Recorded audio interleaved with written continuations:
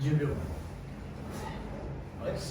7、6、 5、4、3、2、1。広坂まさみチャンネルよりあれ俺がトーマスになってる。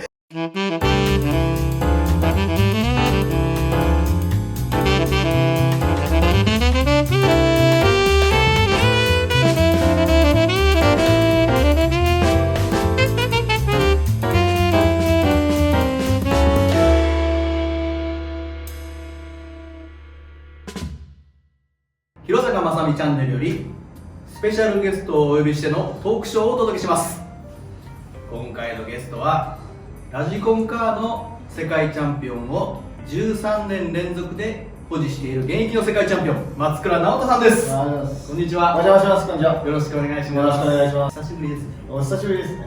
だいぶ。この間はいつですか？あれじゃないですかね。去年の1年全日本ぐらいじゃないですか。そうですの時ですよね。長野。いやーしかしあれですよね。僕らが出会った頃は可愛かったね。なんか何歳かな。あの時一番最初に会ったの何歳ですか8歳か？8歳です。ね、8歳ぐらいね。小学生。おじいちゃん。いや、時間してる。覚えてる？覚えてます。来たよね。あれですね。秋葉原の双葉産業ですだよね。2階の時。そうだね。あれがきっかけだったんですもんね。そうですね。あれがきっかけでしたね。世界チャンピオンになるとは思ってなかったですね。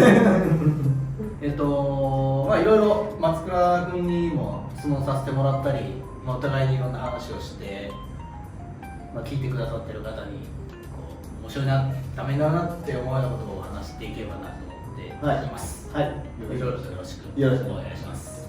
今は、はい松倉君はインフィニティのはい。ドライバーということで、はい。もうラジコンだけやってるんですよ、専属で。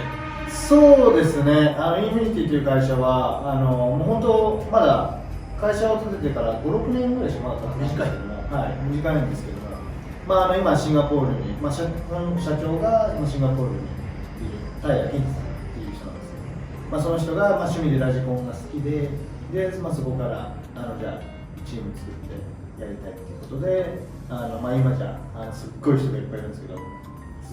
選手がいっぱいいる。もうナンバーワンですね、今ね。そうですね。選手で言うとね。選手多分今一番だと思いますね。このバナーなんですけどね。今回持ってきたバナーなんです。わざわざ。はい。シンガポールから持ってきてシンガポールから一応持ってきたんですけども、ちょっとここら辺は気にしないでください。いやいいんじゃないですか。ウォッシュボードチック。ウォッシュボードチック。ウォッシュボードといえば、僕のYouTube の方で。ウォッシュボード事件っていうのがあるので、ぜひ見てください。ウォッシュボードってこういう路面なんですよ。ラジコンらしくていいですよね。わざとこういうふうにしたのかな。いやそんなことはないと思うんですよ。違うんですよ。松倉君は今ナンバーワンドライバーじゃないですか。ナンバーワンとか、うちのチームはナンバーワンとかないんですよね。全員が全員平等。確かにワールドチャンピオン揃い踏みですもんね。そうですね。うちのチームだとワールドチャンピオンがいっぱいいますし、多分全員の回数を合わせるともう20何回とかそんなにいってるんで、なのでうちのなんて言えばいいんですかね、本当チーム全員が平等になってるんで、例えば新しいものがあったとしたら全員分当たらなかったらレースでは使わないとか。それはすごいね。もちろんテストとかはするんですよ。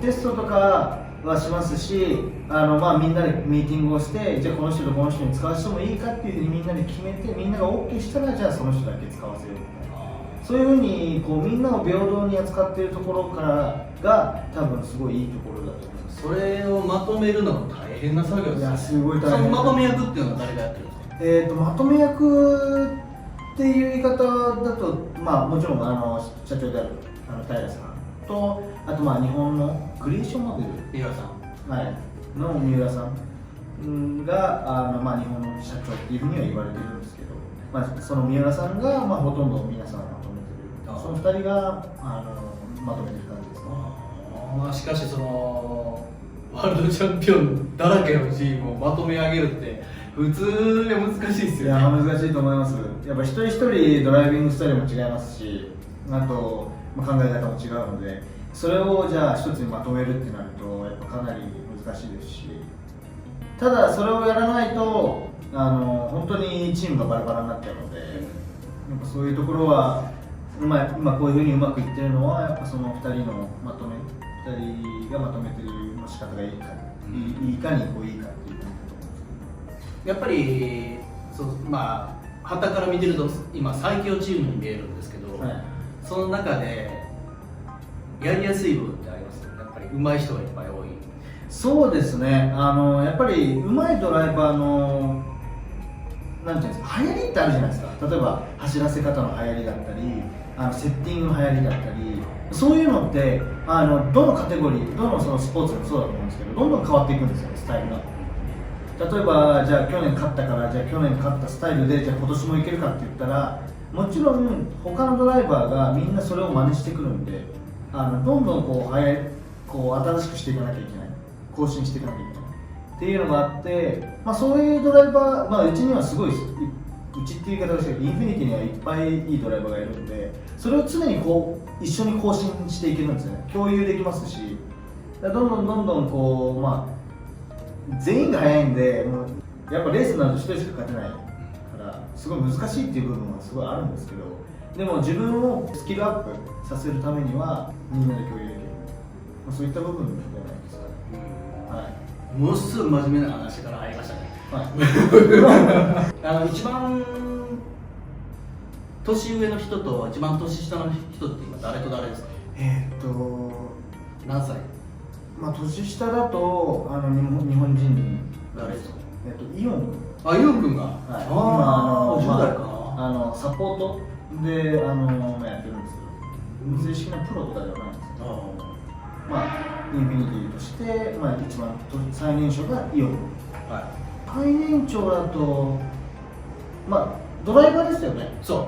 ドライバーだと多分ランベルト・コラーリじゃないですか。コラーリ選手かな。多分コラーリ、いやでもコラーリより上いるかな。何歳だろう。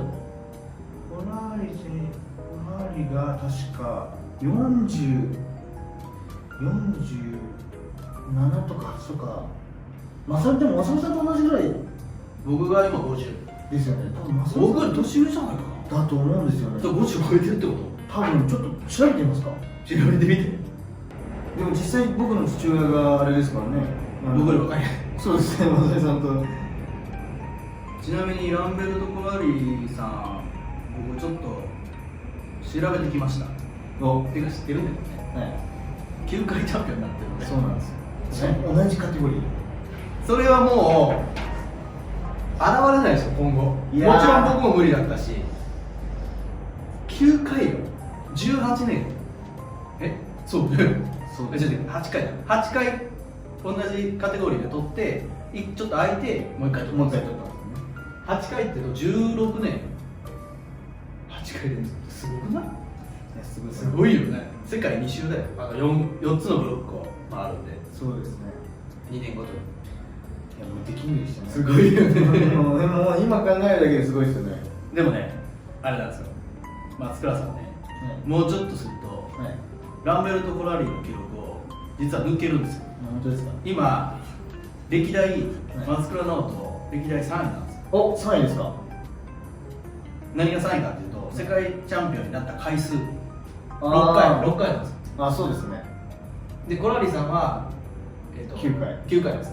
1位はもちろん僕の師匠であります。ありがとうございます。僕の師匠であります。そうですけど、松倉君もあと3回取れば、コラーリー並んで、4回取ったらコラーリー抜いて、ワンツーになるんですよ。いや、お願いします。そうなんですけど、3回取って簡単に言いますけど、3回ですね。でも今 26？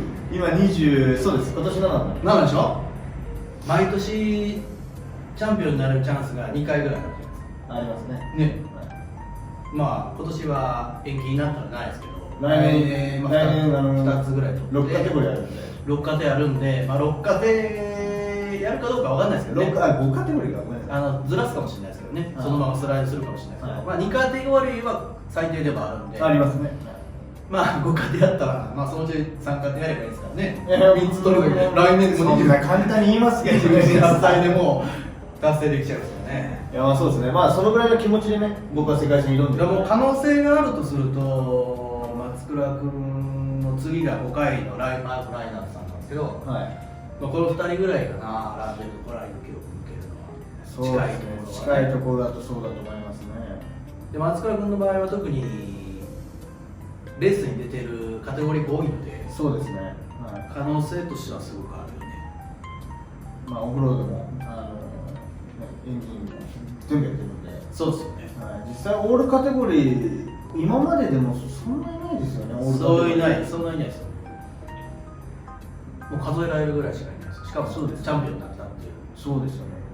やっぱり一番は師匠の広さん。僕はでも電動しかやってなくて、エンジンそうですね、エンジンやってないですね。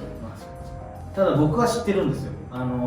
横もでエンジンカーを出すっていう。だからそうそれで全日本出て負けたんですよ、負けた決勝で。だけど予選とかの走り半端ないですからね。もうね、絶対にエンジンやってたらエンジン界でも絶対に世界レベルに世界取れてたと思います、僕が嬉しいね思うに、はい、やっぱり僕正美さんから常というか昔はビデオもらったり、僕がまだラジコンやる前の動画とかをこうまとめたのを全部もらって家で見てたりとかするんですけど、やっぱりねあの時の引退するまでの走りはやっぱ、誰も真似できないと思うし、すごいね魅力があるんですよ。で僕はね本当正美さんがいなかったら絶対ここまで来れてないですし、正美さんがいたから本当今があるっていう感じなんですよ。何に魅力があるんですか？走り。僕ね、走りに魅力があるって言われるのが一番嬉しいですよ。走りにね本当に魅力あります。走りに誰もできない走らせ方。もうね、まあ簡単に言うともうね人間じゃないですよ、ロボットみたいな。絶対に今でも思うんですけど、僕絶対できないですよ。ミスタークラッシュなんで、本当にね動画とか見ると本当に毎週同じところを走って絶対にミスしないで、ミスはしてるかもしれないけど、でもミスの回数が本当に誰よりも少ない。だからもう本当ロボットみたいな集中力っていうんですかね、人間とは思えないダブルですね。もう本当ですよ。僕が師匠っていうぐらいですよありがとうございます。いや本当に今まででそう思ったことないですからね。実際いろんなスタイルのドライバーさんっているじゃないですか。例えばプロドライその正美さん級のドライバーって、例えばランベルトだったりブライアン・キンワーだったり、正美さんと勝負したりとか、スパシャルデビッド・スパシャルだったりいるんですけど、その中でもやっぱ僕はね正美さんの走りが一番好きでしたね。ただそれを真似しようと思って真似しても真似できなかったんで、じゃあ自分の道を真似しなくてよかったよね。どうなんですかね。僕は本当真似したくて走りがしたいってずっと思ってて、でもやっぱ正美さんと常にやってて、でもできなくて、じゃあできないからじゃあそれを求めるのか、できないから、違う道を探さなきゃってなって、とりあえず自分のいいところを捨てずにこう開拓していったっていう。それは良かったですね。そうです。僕も下手に自分のスタイルってやっぱりあるじゃないですか、はい、それを押し付けないでよかったなと思ってるよね、あれもし押し付けてたら多分僕の記録は抜けなかっただろうし、こんなにチャンピオン取れなかっただろうなと思うね。余計なこと言わなくてよかったなと思ってでもね、僕はね今でも思いますけど、走りをしたいです。なんていうんですかね、僕のこの性格上絶対無理なんですけど、でも僕も直人君と同じ時に生まれていたら、ああいう走りにならなかったと思うんですよ、あれはもう自分の今までやってきた中でああいう走りをしなければ勝てなかったんで、そういう走りになっただけで、直線だってあんな内側走るのなんて基本的にナンセンスですよ。そうですね。僕は基本的に内側走るんですけど、本当はもっと外走りたいんですけど、走れないんですよ、もう内にしか車が行かない、なぜかというと僕が遅かったんで、もう内側走るしかなかったんですよ、そういう背景があるんで、それを直人君にもし教えてたら内側走るなんてグリップも悪いしスピードも乗らないし、そうですね、今だとそうですね。よくないですよ。だから余計なこと言わなくてもいやいやいやだからノートスタイルでずっと僕のやってることを見てもらって自分のスタイルでやってきたのでここまで来れたのかな。ああよかったなと思って僕はそう思うね。僕は真似したかったですけどね。ん僕は真似したかったですけど自分でも難しいからね。あれ難しいんですよ。大体イメージってあるじゃないですか。例えばコース、新しいコースに行ってライン取りのコースだったり、ライン取りのそのイメージってあるじゃないですか。かけ離れてるんですよ、まさみさんのラインって。他と。だから他と違った考えをしてるっていうのが僕は本当好きで。じゃあ自分もそれをやれよと思ったんですけど、でもまず、僕目標としてる広塚まさみさんに、とりあえずここを真似してみようと思ってやったんですけどね。そういえば褒められたばっかりでなんかまた褒められた話をするのもちょっと言いにくいんですけど、せっかくなんでこれちょっとここで話しておきたいんですけど、そのエンジンカーやってた時に僕すっごい嬉しかったことが2つあるんですよ。結果はリタイアベルトが切れて、負けちゃったんですごい悔しかったんですけど、そのレースを始めて試合が終わるまでのその期間半年ぐらいなんですけど、すごい嬉しかったことが未だに忘れない2つの印象的なことなんですね。1つは電動をしている人の走り方ってエンジンのしている人の走り方と全く違うんですよ。エンジンって回転上げておかないとスピードが出ないじゃないですか。なので割とワイドラインで走る人が多いんですけど、僕結構タイトなラインで走るんですね。でスピード乗らないなとか思いながらエンジンの調整とかそれに合わせてやってもらうんですけど、やっぱりその走り方で変えられなかったんです、そうですね、なかなかライン通りで変えられないですよね。だからエンジンやってる人たちの速い人となかなか同じスピードで走れなかったんですよ。最終的にレースの数日前になって下隆明さんが来たんですよ、で僕の走りを見て僕のところに来てもうライン取りがもう自分がイメージするライン取りとドンピシャなんですよって言われて、もうそれですごい自信ついて、もうエンジンのもうチャンピオンですよ彼は。そうですね。でその大会も何年か分かんないですけど、まだエンジンカーのツーリングやってなかったからかもしれないですけど出てなかったんですね、ただミニだけは聞いて、で僕にそうやってアドバイスをくれて、もうすごい自信ついて、いいんだ別にライン取り俺のライン取りでいいんだ、そうですね。でそれを車を徹底的に合わせるようにして、みんなと同じタイムで走れるようになって、そうやって褒められた部分がすごく嬉しくて、当時エンジンの人たちって電動の人たちこうバカにしてる部分があって、ありました。多分お互いですよね。自分たちの方が絶対速いと思ってるんですよ、お互いね。僕の仲間っていうか、一緒にエンジンやりだした原君とかもいたんですけど、もう電動組なんですよ、足立君とか、で一方エンジン組がいて、もうエンジン組対電動組のバトルみたいな、そういう大会に出たんですよ。その時にそのエンジンをバリバリやってる人からそうやってライン取りのことで褒められて一番気にしてたことだったんで、それ一つ嬉しかった。もう一つは決勝でトップ争いをしたんですけど、こっちの整備不良でベルトを新品にしないといけないって知らなくて、軽いベルト、古いベルトを取ってたんですよ、決勝用に。そんなことしちゃダメなんですよ、決勝は。ストップ&ゴーがあるんで、ベルトは切れるんで、だから新品に変えないといけないって知らなくて、それですごい調子乗って走ってたの。だから切れちゃって途中で。でも終わっちゃって8位になったんですけど、レース途中で諦めないでエンジンを乗せ替えてベルトを変えてまたスタートして、で最下位にはならずに8位でゴールして終わったんですね、悔しい悔しいとかって終わってメカニックが泣いてましたよ、その時に終わったらその場で優勝した無限のメカニックをやってた大沢さんとゆるきさんが僕らと来て負けましたって言ってくれたんですよ。優勝してるんですよ。ちょっと鳥肌立つ。そう、2人がもうこの業界で言ったらもうエンジンカーの中で知らない人いないですよ。いないですね。その2人が勝ってもうぶっちぎりで勝ってわーってなってる時に優勝で喜ばないで先に僕らのピッチに来て負けましたって言ってくれたら感動したね。やっぱすごい紳士だなこの人は。いや本当思いますね。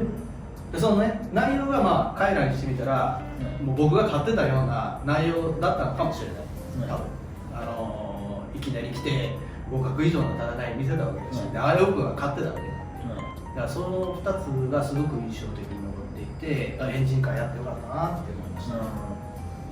エンジン界の人たちって最初見た目すごい怖いんですけど、全然違うね、全然ファイト見るとね。話すとすっごい優しい人でそうね。僕も本当最近インフィニティに入ってからエンジンカーをスタートし始めたんですけど、全くそれまでは関わりがなかったんですよ。だけど、インフィニティに入って、いろんな人とこうエンジンの人と話すようになって、ですごいね、見た目ねめっちゃ怖いんですよ。なんか悪口じゃないですけど、ヤクザみたいな話し方いっぱいいるじゃないですか、見た目。でも話してみるとすっごいいい人だったり、すっごい面白い人だったり、どっちかっていうと電動の方がなんかピリピリしません。そうピリピリすごいですよね。エンジンカーの人の方がもう少しこう豊かだなと思います。朝ね、コースに荷物を下ろすときにシュポンって開けながら入っていく人も多いもんね。多いですね。シュポンっつって楽しくやってくれるね。多いですね。さてちょっと話を変えたいと思うんですけど、はい松倉君の魅力について話してみたいと思うんですけど、ちょっと照れちゃいますね。松倉君の魅力ね。ラジコンを速く走るっていうのは当然のことなので、そこはちょっと置いといて、人間としての魅力を僕が感じたのは、松倉君と一緒にラジコンで遊びに行くようになってからですね。まだ本格的にレースを始める前、一緒にラジコンで遊びに行くことが多かったです。そうです。で遊びに行くといってもちゃんとコースを走るのでレースになるんですよね。絶対です。タイム測ったり、あと一緒にスタートして3周でゴールとか決めたりするんですけど、とにかく負けず嫌いなんですよ。負けず嫌いですね。